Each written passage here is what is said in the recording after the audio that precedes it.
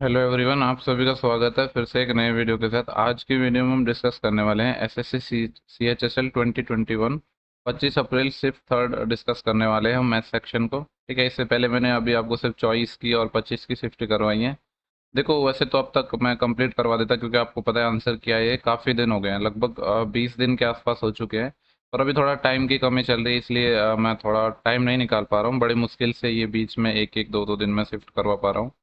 तो group D के लिए भी काफ़ी लोग बोले थे कि प्रिपरेशन करवाऊँ, तो एक्चुअली अभी मेरे पास टाइम की कमी है, वरना आपको पता है कि मैंने एनटीपीसी के सारे पेपर सॉल्व करवाए थे। रीजनिंग के लिए भी काफ़ी लोग बोल रहे थे, पर अभी टाइम नहीं मिल पा रहा है।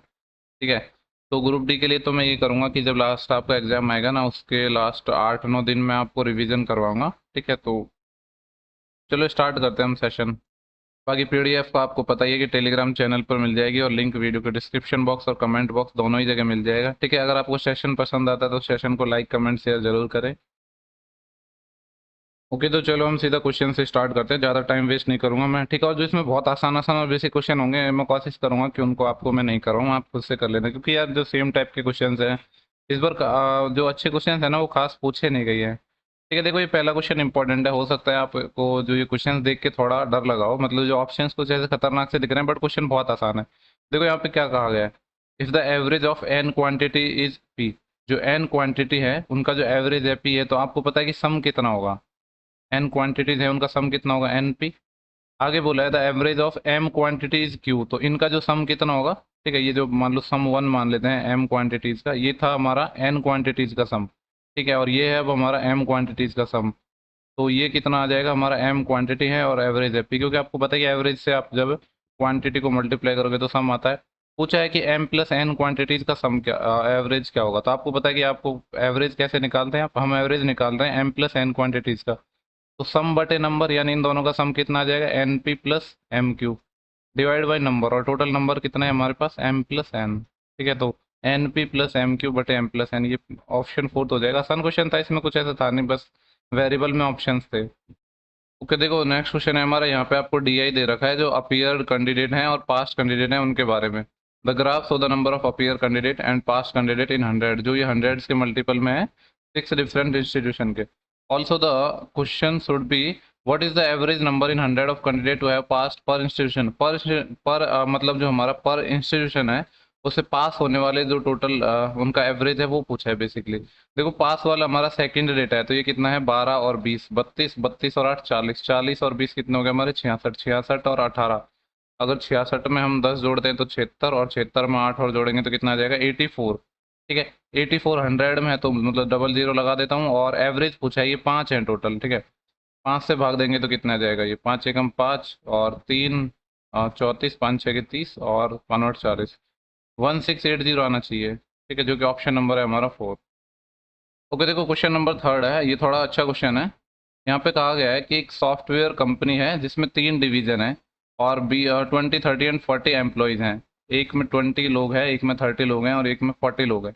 आगे का कहा गया है if the working percentage of during a weekend were 20%।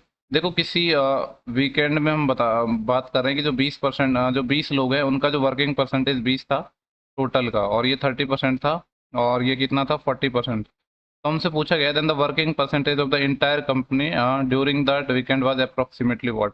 यानी बेसिकली ये पूछा गया है कि वो पर्टिकुलर वीक के अंदर जो हमारे ये 20 लोग हैं, 30 लोग हैं, 40 लोग हैं, इनका परसेंटेज दिया है, तो ओवरऑल कितना इन्होंने वर्क किया है। ठीक है, तो देखो ये 20, एक सेकेंड, ये हमारे कितने हैं, 20 लोग, और 20% काम करेंगे, तो बेसिकली 4% काम किया है इन्होंने, और 30%, 30 के 90, 9% किया है, और 40 चौके 16, 16% किया है। तो ओवरऑल देखा जाए तो इन्होंने कितना काम किया है, 16 और 9, 25, 25 और 4, 29% किया है। और टोटल ये काम कितना हो गया हमारा, 40 से 70, 20, 90, 90 में से इन्होंने 29 किया है, तो परसेंटेज कितना आ जाएगा, 29/90 मल्टीप्लाई बाई 100। ठीक है, तो जीरो से जीरो चले जाएगा, और देखो ये 290 है, और हमें इसको डिवाइड करना है 9 से। तो इतना तो आपको समझ आ रहा है कि जब हम 30 में भाग देते हैं तो 270 आ जाएगा, 20 को 9 से और करना है, तो 3 पॉइंट्स, 9, सॉरी 9 दूनी 18, 2 पॉइंट समथिंग कुछ और आएगा, और अप्रोक्सीमेट में आंसर पूछ रहा है, तो 32 हो जाएगा। ऑप्शन नंबर फोर्थ हो जाएगा इसका हमारा सही जवाब।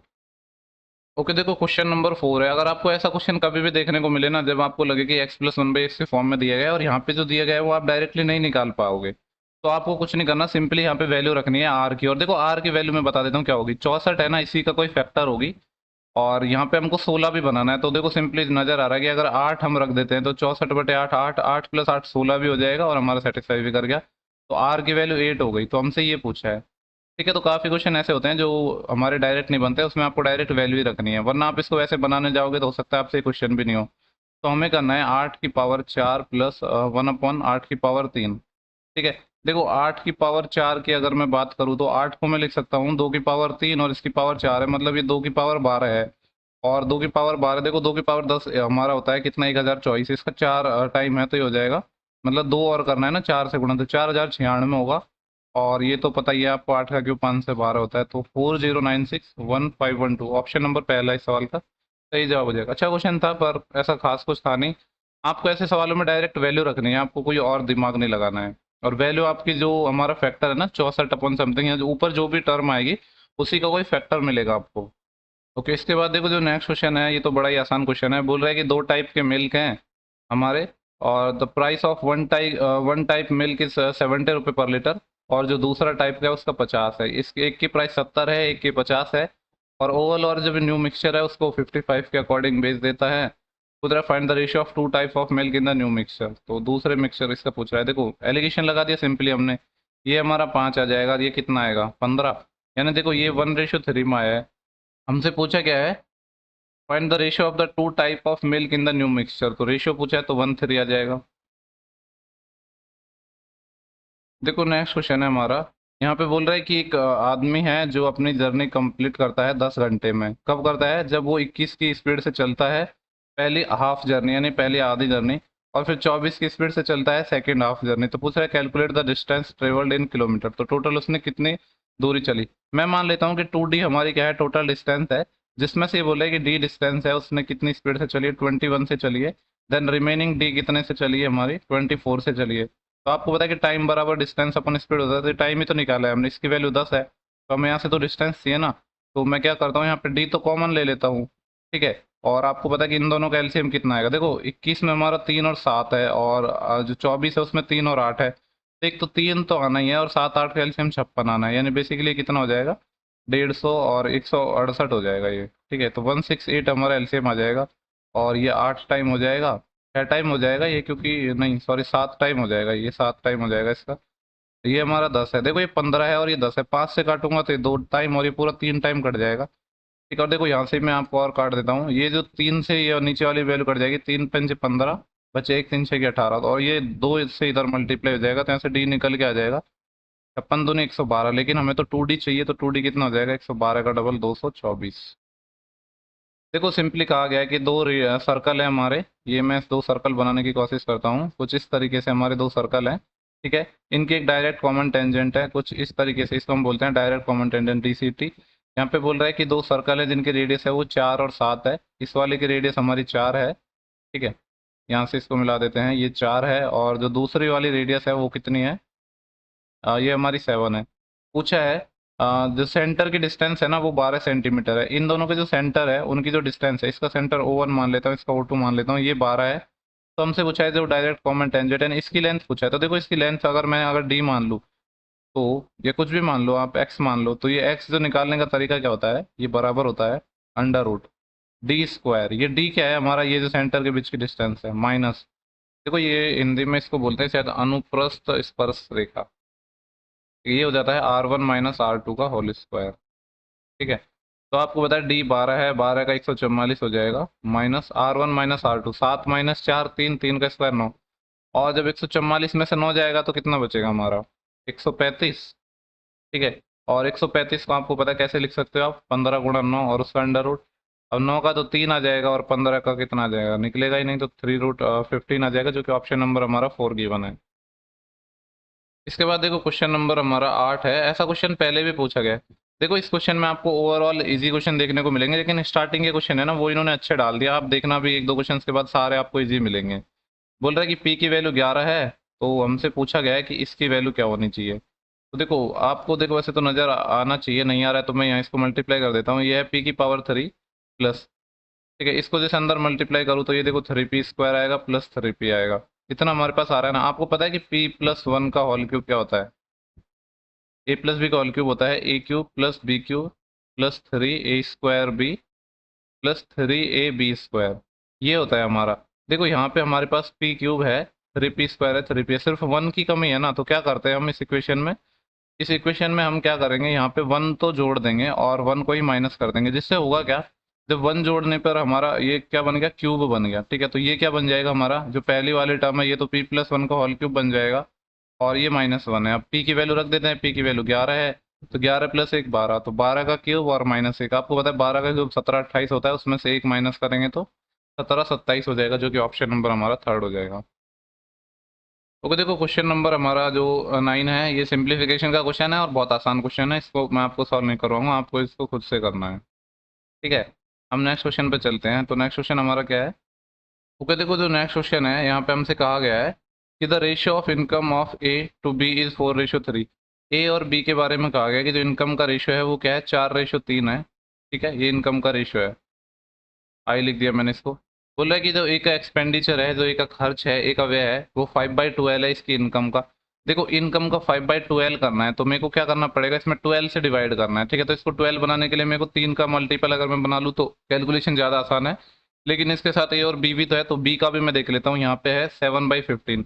ठीक है, तो देखो इसको मेरे को 12 बनाना है, इसको मेरे को 15 बनाना है। तो मैं क्या करता हूँ, 12 और 15 को 60 बना लेता हूँ। यानी मैं क्या करता हूँ, पूरे को मैं 15 से मल्टीप्लाई कर दूँ पहले वाले रेशियो को, तो कोई प्रॉब्लम थोड़ी है, क्योंकि रेशियो को तो किसी से भी मल्टीप्लाई कर लो। 15 चौके 60 और 15 तो 45। मैंने ये मान लिया कि ये हमारा ए और बी का क्या था, रेशियो था, क्योंकि रेशियो को मैंने सिर्फ 15 से मल्टीप्लाई किया। आप नहीं करना चाहो तो मत करना, मैंने बस इसलिए कर लिया कि जिससे डिवाइड में कोई चीज़ फंसे ना। यहाँ पे बोल रहे हैं ए का एक्सपेंडिचर है, जो ए का खर्च है, ए का व्यय है, वो 5/12 है। इसका 5/12 जब आप करोगे तो 12×5 = 60, तो 25 आ जाएगा। ठीक है, ये एक्सपेंडिचर आ गया इसका ए का। ये ए है, ये बी है, वो शुरू में ही लिखा हुआ है मैंने। आगे बोल रहा है जो बी का एक्सपेंडिचर है वो 7/15 है इसकी इनकम का। अगर मैं इसका 7/15 निकालूंगा तो 15 या 45, तो ये 21 आ जाएगा। बोला the difference between the expenditure is this. इन दोनों के जो एक्सपेंडिचर है, जो खर्च है, वह है, उसका जो डिफरेंस है 4 यूनिट। ये जो 4 यूनिट है, इसकी वैल्यू आपको क्वेश्चन में कितनी दी गई है, 4500 दी है। तो देखो यहाँ से अगर हम एक की वैल्यू निकालना चाहें तो कितनी आ जाएगी, 4500/4।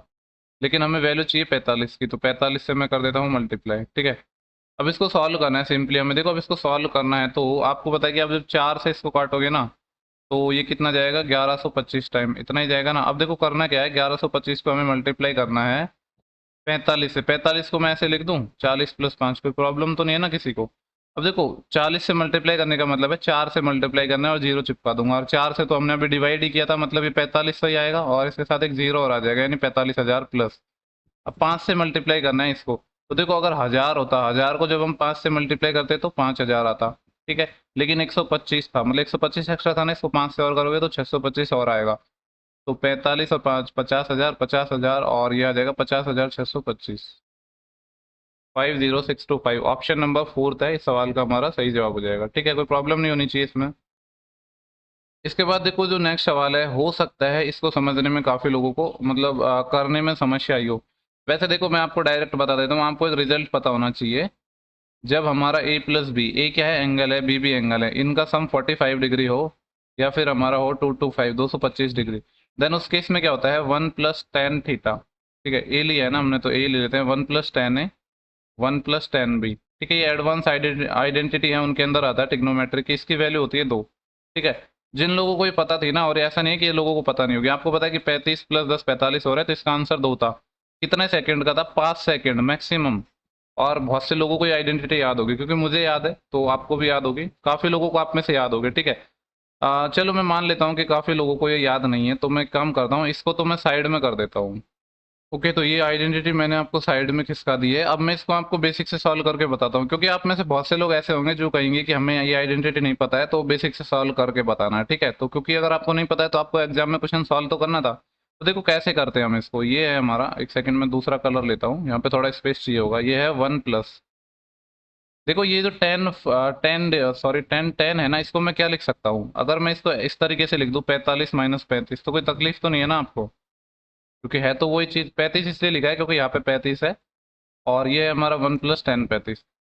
ठीक है, चलो ये तो मैंने लिख दिया, फिर भी आपको अभी भी चीज़ों की ज़रूरत तो पड़ेगी। आपको ये पता होना चाहिए कि जो tan a - b है वो कितना होता है। ठीक है, तो मैं यहाँ पे ये भी लिख देता हूँ कि टेन ए माइनस बी कितना होता है, तो वो होता है हमारा ten A minus ten B upon one plus ten A ten B. ठीक है, अब कुछ तो चीज़ें आपको पता होनी चाहिए, वैसा नहीं है कि आपको कुछ भी पता ना हो और आप क्वेश्चन को सॉल्व करोगे, तो वो पॉसिबल नहीं है। ठीक है, तो ये वाला फॉर्मूला आपको पता होना चाहिए था। तो इसको अब जब हम सॉल्व करेंगे तो वन प्लस इसमें लगाएंगे हम, तो टेन ए मतलब टेन 45 आएगा, जिसको वन ही लिख दिया, माइनस टेन बी जो कि टेन 35 ही है, अपॉन वन प्लस टेन ए, तो टेन 45 आएगा जो कि वन होता है, और ये टेन 35। ठीक है, ये हमारा मल्टीप्लाई में चल ही रहा है, इसको हमने छेड़ा ही नहीं है, वन प्लस टेन 35 को। देन इसके बाद क्या होगा, देखो यहाँ पे हम एलसीएम लेंगे वन प्लस टेन 35। ठीक है, जब हमने वन प्लस टेन 35 एलसीएम लिया तो ये इधर मल्टीप्लाई होगा वन प्लस टेन 35। ठीक है, वैसे तो मैं डायरेक्ट लिख देता रिजल्ट, क्योंकि आपको पता है टेन 35 से टेन 35 कट जाएगा, और ये इतना आ गया हमारा। ठीक है, अब आपको क्लियरली नजर आ रहा है कि टेन 35 से हमारा टेन 35 कट गया, तो वन प्लस वन टू बचा, और ये मल्टीप्लाई में इधर भी तो चल रहा था हमारा वन प्लस टेन 35, इसको मैंने यहाँ लिख दिया, ये भी इससे कट गया, तो वन और वन कितना बच गया, सिर्फ टू बच गया। ठीक है, तो टू इस सवाल का हमारा आंसर था, जो कि मैंने आपको आइडेंटिटी के थ्रू ही बता दिया। जब ए प्लस बी हमारा एंगल का सम कितना हो, 45 डिग्री हो या 225 हो, तो वन प्लस टेन है और वन प्लस टेन बी कितना होता है हमारा, दो होता है। ठीक है, तो इस आइडेंटिटी को आप थोड़ा ध्यान रखना। ठीक है, नेक्स्ट क्वेश्चन की तरफ चलते हैं। देखो क्वेश्चन नंबर 12 में हमसे बोला गया है द वॉल्यूम ऑफ स्फेयर। आपको पता है स्फेयर यानी गोले, गोले का वॉल्यूम कितना होता है हमारा, 4/3 पाई आर क्यूब। ये हमारा गिवन है 288 पाई के। तो हमसे पूछ रहा है इसका सरफेस एरिया। आपको पता है कि जो गोले का सरफेस एरिया होता है वो होता है 4 पाई आर स्क्वायर। तो बेसिकली हमें आर निकालना है यहाँ से, तो देखो पाई से तो पाई चले जाएगा, चार से इसको जब काटेंगे तो चार सात 28, और चार दूनी 8, और 72 को 3 से मल्टीप्लाई करूंगा तो 216 आएगा, मतलब जो आर है उसकी वैल्यू हमारी 6 आ जाएगी। तो इसको सॉल्व करना है, तो ये आ जाएगा हमारा 4 इंटू पाई इंटू आर की वैल्यू 6, 6 का स्क्वायर 36, तो 36 चौके होते हैं 144, 144 पाई इसका आंसर आ जाएगा। आसान क्वेश्चन था ये तो। देखो क्वेश्चन नंबर 13 है, ऐसा सेम क्वेश्चन हर शिफ्ट में आपको देखने को मिल ही रहा है। बोल रहे कि एक इलेक्शन है जिसमें जो विनिंग कैंडिडेट है उसको इतने वोट मिले हैं, और जो कि थे 48%। ठीक है, the only other candidate 22% of the elected. Okay, पूछा है what is the number of member who did not vote. ऐसे लोगों की संख्या क्या है जिन्होंने वोट नहीं दिया। देखो हमारा 48% तो विनिंग वाले को मिले हैं, 42% हारने वाले को मिले हैं, टोटल कितना 48 70% तो हमारे इन दोनों को ही मिल गए। तो जो रिमेनिंग बचे 30%, इतने लोगों ने तो वोट नहीं दिया, तो अब हमें बेसिकली 1% की वैल्यू चाहिए। और यहाँ पे देखो क्वेश्चन में क्लियरली मेंशन है कि जो हमारा 15,744 है वो विनिंग वाले को मिले 48% की। तो जो 48% है इसकी वैल्यू हमें कितने गिवन है, ये है 15,744। देखो हमें चाहिए 30 की वैल्यू, तो मैं क्या कर रहा हूँ, इसको 16 से डिवाइड कर रहा हूँ, फिर 10 से गुणा कर दूंगा। 16 3 48, 16 से इसको करेंगे तो 16 नम्बर 144, बच्चे कितने हमारे 13, 134 हो जाएंगे। फिर कितने होंगे, 16 इंठे 128, और 6 बचे 64, 16 चौके 64, इतना हो गया। और अब मैंने 16 से इसलिए काटा क्योंकि मेरे को 30 निकालना था। मैं इसके साथ जीरो चिपका दूंगा, जीरो के यहाँ चिपका दूंगा, तो 9,840 आ जाएगा, जो कि ऑप्शन नंबर हमारा पहला है। ठीक है, तो देखो जो नेक्स्ट क्वेश्चन हमारा डीआई का है, यहाँ पे बोला गया है in which of the following bank disbursement of loan continuously decrease over the year. Basically ये पूछा है कि किस बैंक के द्वारा हर एक साल में जो डिक्रीज हुआ है। तो देखो नॉर्मली आपको समझ आ रहा है, यहाँ तो इंक्रीज, फिर इंक्रीज हो रहा है हमारा, यहाँ पे भी इंक्रीज हो रहा है, 29 28 22 27, इसी में सिर्फ डिक्रीज नजर आ रहा है, कंटिन्यूसली डिक्रीज नजर आ रहा है ना, 29 28 22 17। ठीक है, इसमें भी नहीं है, देखो 16 के बाद 28 है, इसमें भी नहीं है, इसमें इंक्रीज है इंक्रीज में, तो ऑप्शन सी हो जाएगा हमारा, बैंक सी। तो बैंक सी इसका सही जवाब हो जाएगा। ओके, देखो यहाँ पे कहा गया है the price of a certain laptop is discounted by 20% and the reduce price is then discounted by 20%।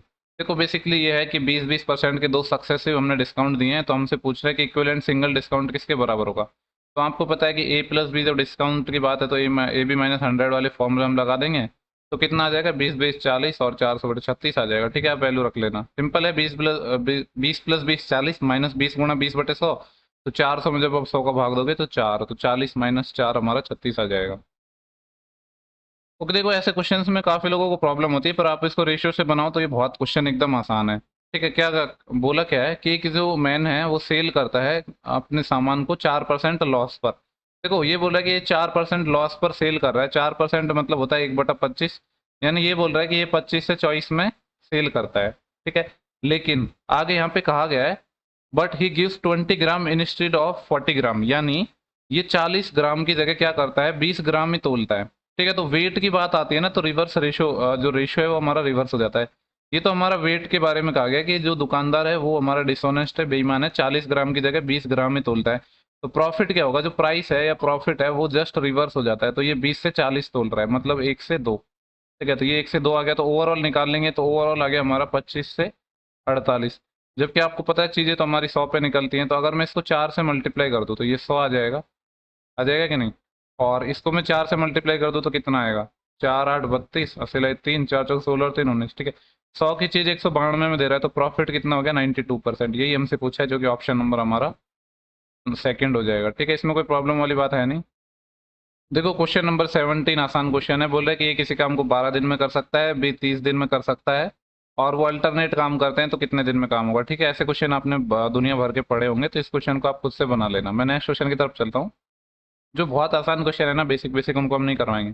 बोल रहे हैं कि दो ट्रेन है जो एक दूसरे की ओर आती है। ये एक ट्रेन ए है, मान लो एक ट्रेन ए है, एक इधर जा रही है और एक इधर आ रही है, और दोनों 200 मीटर लंबी है। ये जो ट्रेन ए है इसकी लंबाई भी 200 मीटर है, और जो ट्रेन दूसरी है इसकी लंबाई भी 200 मीटर है।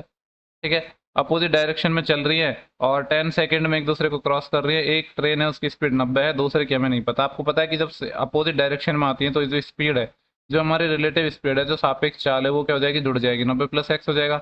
और आपको पता है कि जो डिस्टेंस है या लंबाई है ट्रेन की, वो तो हर केस में जुड़ती है, तो 200 और 200 400 मीटर ये हो जाएगा। ठीक है, देखो ये वाला जो डेटा है ना, ये हमें किस में दिया है, किलोमीटर पर आवर में, और ये हमारा, ठीक है, तो ये ओवरऑल भी हमारा किलोमीटर पर आवर में ही माना है हमने एक्स को। ये भी हमारा मीटर में ही चल रहा है। अब हमें निकालना क्या है, दूसरे ट्रेन की स्पीड निकालनी है। तो सिंपल सी बात है, स्पीड क्या हो जाएगी, ये हमारा 90 + x हो गया।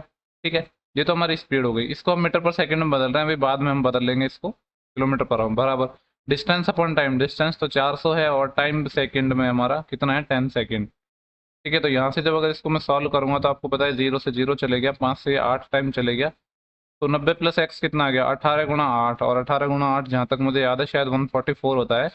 तो x अगर मैं निकालना चाहूंगा तो कितना आएगा हमारा, देखो यहाँ पे जो x निकल के आएगा वो हमारा किलोमीटर पर आवर में, क्योंकि हमने x को किलोमीटर पर आवर में माना था। इस ओवरऑल को हमने इसमें बदल लिया मीटर पर सेकंड में, पर निकलेगा x को किलोमीटर पर आवर में ही ना। तो ये कितना आ जाएगा, 44, यहाँ से 10, यहाँ से 54, तो 54 आ जाएगा, जो कि ऑप्शन नंबर है हमारा थर्ड। क्योंकि बहुत से लोगों को ऐसे डाउट हो रहा होगा कि जो अब हमारा एक्स आया है उसको हमें बदलना है मीटर पर सेकंड में। एक्स तो हमने किलोमीटर पर आवर में माना है, टोटल स्पीड को हमने कर दिया ना 5/18 से मल्टीप्लाई। ठीक है, तो ये डाउट आपको बिल्कुल होना ही नहीं चाहिए।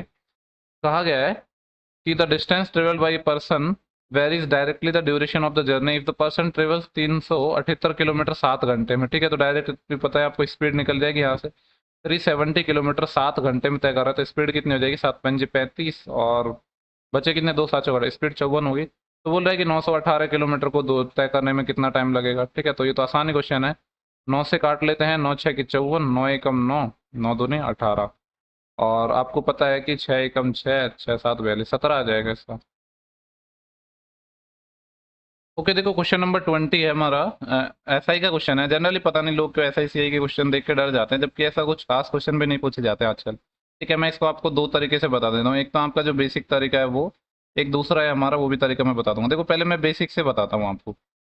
यहाँ पे बोला गया है कि जो 16,875 रुपये था, आर परसेंट के हिसाब से इस पे इंटरेस्ट लिया गया कंपाउंडली सीआई के हिसाब से, तो अमाउंट है वो 2 साल बाद इतना हो गया। तो पूछा है कि जो हमारी रेट है वो कितनी होगी।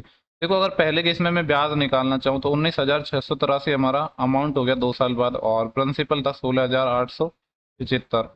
तो 13 - 5 8, यही कसिल बढ़ गई, ये 0 आ जाएगा। 16 - 8, यही कसिल बढ़ गई, और 19 - 17 2808 रुपये के आगे हमारा इंटरेस्ट आ गया। अगर यहाँ से हम रेट निकालना चाहें तो आपको पता है 2808 है ये हमारा, जिसमें हमें डिवाइड करना है किससे, प्रिंसिपल। प्रिंसिपल है 16,875 मल्टीप्लाई बाई 100। ठीक है, यहाँ से रेट निकल जाएगी, और यहाँ से जब निकालना चाहेंगे तो मैं क्या कर रहा हूँ, इसको 25 से काट रहा हूँ, 25 चौके 100, और इसको अगर मैं जब 25 से काटूंगा तो आपको पता है 168 कटेगा पहले, तो 25 6 के 150, बचेगा कितना हमारा 18, 187 हो गया।